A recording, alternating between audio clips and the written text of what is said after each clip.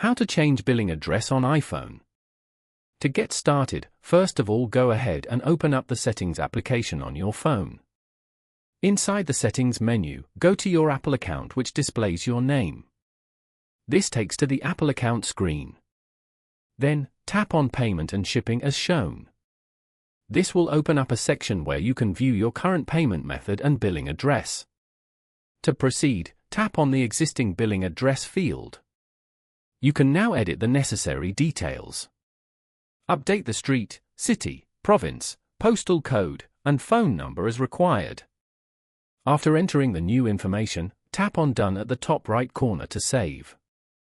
Following these steps, you can easily change the billing address on an iPhone. Thank you for watching.